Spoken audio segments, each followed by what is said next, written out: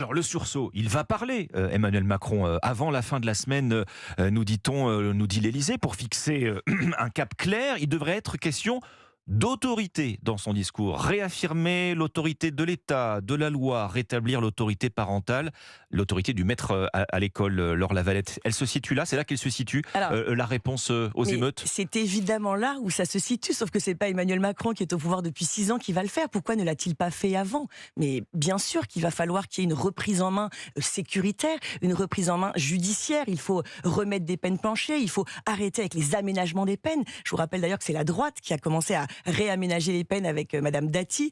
Globalement, quand vous êtes condamné à 2 ans de prison, vous ne faites jamais de prison.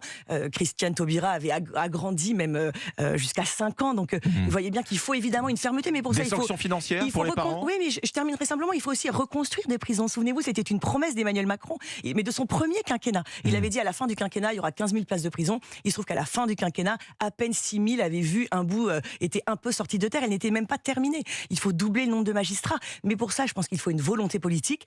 On ne peut pas dire que les 6 ans que nous venons de passer avec Emmanuel Macron nous ont montré cette volonté politique. Donc je pense qu'il faut évidemment un sursaut, parce qu'on voit bien le chaos dans lequel on vit.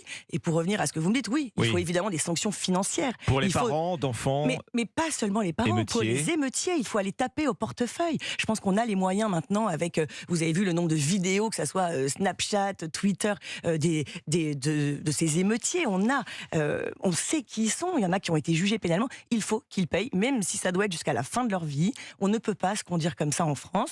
Ils ont mis à sac ce qui pouvait représenter aussi l'investissement d'une vie pour des gens. On a tous vu ces images terribles. Je vois un monsieur qui rentre dans son bar tabac et qui pleure en disant je n'ai plus rien, il faut qu'il paye. Je pense qu'il n'y a que ça qui peut mettre fin aux émeutes, si vous voulez. Quand vous voyez Emmanuel Macron, il gère les émeutes comme si c'était une catastrophe naturelle ou un ouragan. Qui peut mettre fin aux émeutes, Laure Lavalette, ces 100 jours, ils se concluent au moins par le retour à l'ordre public. Vous aviez exprimé des craintes au RN sur la bonne tenue de la fête nationale. Tout s'est bien passé. Ah bah oui, il y avait On quand a même eu un beau 14 juillet. il y avait 130 000 policiers et gendarmes.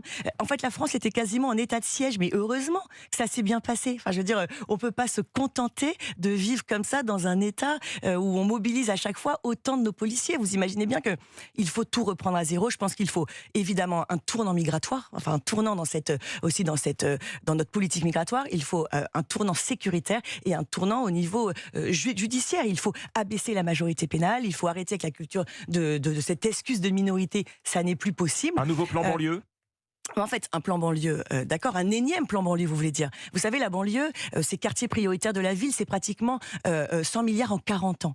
Si on avait mis la même chose, je peux vous dire, dans la ruralité, les gens qui habitent nos campagnes auraient été très contents, il n'y aurait plus de déserts médicaux du tout. Ce qu'il faut, c'est effectivement complètement changer. Et c'est bien le problème de la loi qui arrive aujourd'hui à l'Assemblée nationale, demain. C'est que reconstruire, bien sûr qu'on a envie d'être à côté des maires qui ont vu leurs écoles brûler, leurs médiathèques mise à sac, mais s'il n'y a aucun sursaut et si on ne change pas la politique, ça ne servira à rien. On va pas. Les Français qui sont déjà dans une grande difficulté, on a un problème de pouvoir d'achat, ne vont pas payer 650 millions de dégâts tous les 10 ans. Ça n'est pas possible.